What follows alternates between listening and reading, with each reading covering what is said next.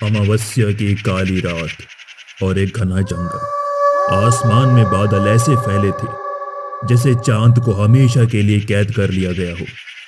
घने जंगल में अजीब सी खामोशी थी जिसे कभी कभी उल्लुओं की डरावनी आवाज और पेड़ों से टकराती हवा तोड़ देती थी। जंगल के बीचों बीच एक पुराना खंडरनुमा घर था। अंदर से जोर जोर से मंत्र बोलने की आवाज आ रही थी।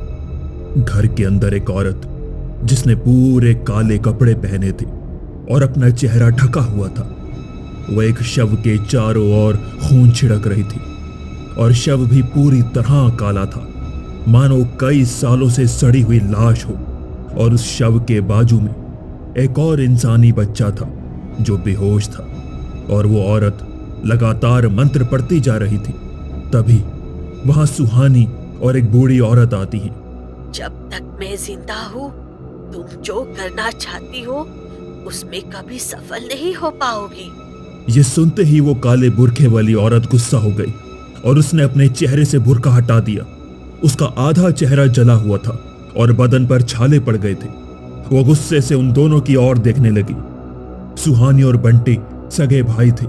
1 साल पहले ही सुहानी के माता पिता कहीं गायब हो गए थे। पुलिस को ना ही उनकी लाश मिली, ना ही उनके होने का कोई सबूत। और माता पिता के गुम होने के बाद वो अपने अंकल के पास रहने लग गई थी। अंकल के घर थोड़े दिन रहने के बाद उसके अंकल को भी यूएस जाना पड़ा था अपने काम के लिए। लेकिन अनजान शहर में सुहानी और बंटी को अकेला छोड़ना उन्हें ठीक नहीं लग रहा था।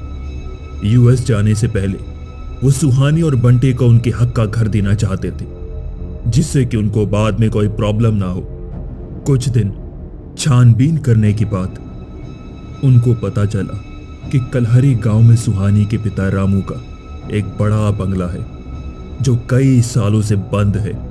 सुहानी के अंकल ने सोचा कि वो बंगला दिव्या और बंटी के नाम कर देंगे तो आगे जाकर उनको कोई प्रॉब्लम नहीं होगी रहने के लिए। इसीलिए उन्होंने कलहरी गांव जाकर वो बंगला देखा और उसकी साफ सफाई करके वो बंगला दिव्या और बंटी के नाम कर दिया। अंकल, क्या ये हमारा घर है?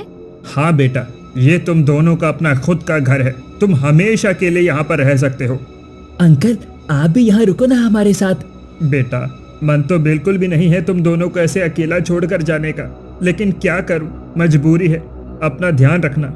ऐसा कहकर सुहानी के अंकल वहां से निकल गए। थोड़ी देर बाद एक औरत वहां पर आई, काले रंग का घाघरा चोली पहने हुए, हाथों में चूड़ियां, नाक में नथनी, माथे पर काले रंग की बड़ी बिंदी।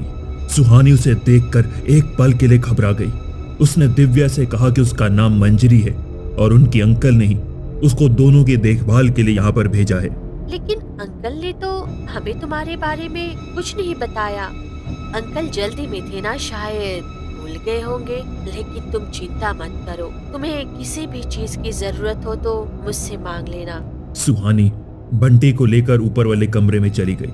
मंजरी किचन में दूध लाने के लिए गई।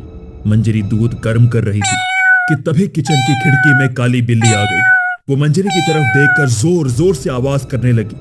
मंजरी ने गुस्से से उस बिल्ली की ओर देखा। बिल्ली घबराकर खिड़की से बाहर कूदकर भाग गई। फिर मंजरी ने दूध का गिलास भरा। गिलास के ऊपर से हाथ फेरती हुई कुछ मंत्र पढ़ने लगी। दूध का रंग लाल हो गया और कुछ पल में फिर से सफेद हो गया। मंजरी दूध और बिस्किट लेकर सुहानी के कमरे में गई और बंटी को दूध पिलाया।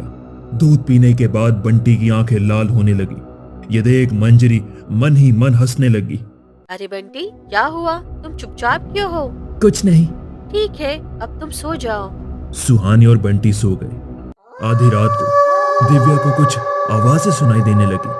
सुहानी घबरा कर उठ गई। उसने देखा कि कमरे की खिड़की खुल गई है और वहां से हल्की हल्की हवा अंदर आ रही है। सुहानी उठी और खिड़की के पास गई। उसने देखा कि एक बूढ़ी औरत खड़ी दिखाई देती है जो सुहानी की तरफ ही देख रही थी। सुहानी उसे देखकर घबरा गई और उसने खिड़की बंद कर ली और कंबल में आकर सो गई। अगले दिन उसने मंजरी से उस बूढ़ी औरत के बारे में पूछा। तुम उससे क्यों मिली थी? मैं मिली नहीं थी, बस खिड़की से देखा था।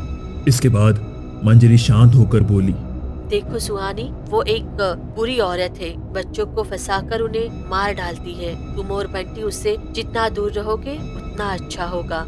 इस पर सुहानी ने कहा। ठीक है। तभी बंटी सीढ़ियों से नीचे आया। उसने मंजरी से खाने के लिए पूछा। मुझे भूख लगी है, मुझे खाना दो। मंजरी बंटी के लिए दूध और बिस्किट लेकर आई। बंटी ने गुस्से से वो दूध फेंक दिया। ये सुन सुहानी दंग रह गई। इससे पहले बंटी ने कभी मांस नहीं खाया था, उसे बिल्कुल पसंद नहीं था। लेकिन दूसरी ओर मंजरी ये सब देखकर मुस्कुरा रही थी। दोपहर को मंजरी बंटी को चुपके से जंगल की ओर लेकर गई। वहां उसने खून से एक घेरा बनाया और उसके अंदर एक आग जलाई और बंटी को उस आग के सामने बिठाया और कुछ मंत्र पढ़ने लगी। फिर उसने एक जिंदा सांप बंटी के हाथ में दिया और उसे आग में फेंकने के लिए कहा। बंटी ने सांप को आग में फेंका। मंजरी बंटी को घर लेकर गई। उसी रात मंजरी ने उसी सांप की राख को बंटी के खाने में मिला दिया। अब मेरा बरसों का सपना पूरा होगा। अब होगा मेरा इंतकाम पूरा। बंटी और सुहानी कमरे में सोने के लिए चले गए। आधी रात को बंटी अचानक नींद से जागा और दरवाजे की ओर जाने लगा। दरवाजे की आवाज से सुहानी की आंखें खुल गई। उसने देखा कि बंटी रूम के बाहर जा रहा है। बंटी, बंटी, कहाँ जा रहे हो? क्या चाहिए तुम्हें? बंटी ने कोई जवाब नहीं दिया, मानो सुहानी की आवाज उसके कानों तक पहुंची ही नहीं। सुहानी बंटी के पीछे गई। उसने देखा कि नीचे हॉल में बंटी और मंजरी एक दूसरे के सामने खड़े हैं। फिर मंजरी बंटी को अपने पीछे पीछे घर के बाहर ले गई। ये मंजरी आंटी बंटी को इतनी रात को लेकर कहाँ जा रही है? और बंटी भी मेरी कोई बात नहीं सुन रहा। सुहानी जल्दी जल्दी उन दोनों के पीछे जाने लगी। वो बंटी को फिर से आवाज देने ही वाली थी कि पीछे से उस बूढ़ी औरत ने सुहानी का मुंह अपने हाथों से बंद कर दिया और उसे छुपा लिया। तुम कौन हो और मुझे यहाँ क्यों खींच के लाई हो? तुम क्यों हमारे पीछे पड़ी हो? हमने तुम्हारा क्या बिगाड़ा है? मैं तुम्हें कोई नुकसान नहीं पहुँचाना चाहती सुहानी बेटा। मैं तो तुम्हारी मदद करना चाहती हूँ। मंजरी कोई साधारण औरत नहीं है। 1000 सालों से जीती आ रही एक रक्त पिशाचिनी है वो। यह सुन सुहानी दंग रह गई। बूढ़ी औरत ने बताया।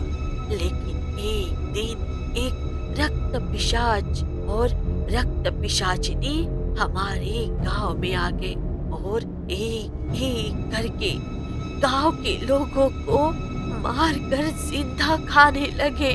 लोगों में डर फैलने लगा। जब तुम्हारे दादाजी ने एक तांत्रिक की मदद से एक ऐसा अस्त्र बनाया जो उन रक्त पिशाच को मार सकता था। आज से 90 साल पहले ही आज की पूर्णमासी की रात को तुम्हारे दादाजी वो अस्त्र लेकर उन रक्त पिशाचों को मारने के लिए गए थे। रक्त पिशाच और उसके दादाजी के बीच एक भयानक लड़ाई हुई, लेकिन हार न मानते हुए दादाजी ने वो अस्त्र रक्त पिशाच के सीने के आर पार कर दिया। रक्त पिशाचिनी तो वहां से भाग गए। सब गांव वालों को लगा सब ठीक हो गया, लेकिन कुछ दिन बाद तुम्हारे दादाजी की लाश उनके कमरे में मिली आधे मास में। तो क्या दादाजी को उस रक्त पिशाचिनी ने मार डाला और अब वो मेरे भाई को भी? नहीं नहीं नहीं, मैं ऐसा नहीं होने दूंगी। रक्त पिशाचिनी का सामना अब तुम्हें ही करना पड़ेगा। बूढ़ी औरत सुहानी को उस घर में लेकर गई। रक्त पिशाचिनी ने अपना आधा जला हुआ चेहरा दिखाया।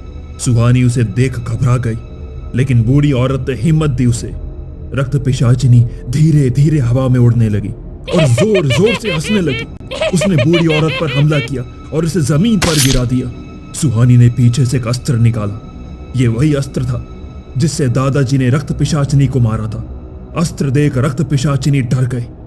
बुराई की कभी जीत नहीं होती, पहले भी नहीं हुई थी और आज भी नहीं होगी। ऐसा कहकर सुहानी ने वो अस्त्र रक्त पिशाचिनी के सीने के आर पार कर दिया। ऐसे ही वीडियोस को देखने के लिए कोका कोला टून्स को सब्सक्राइब कर लो।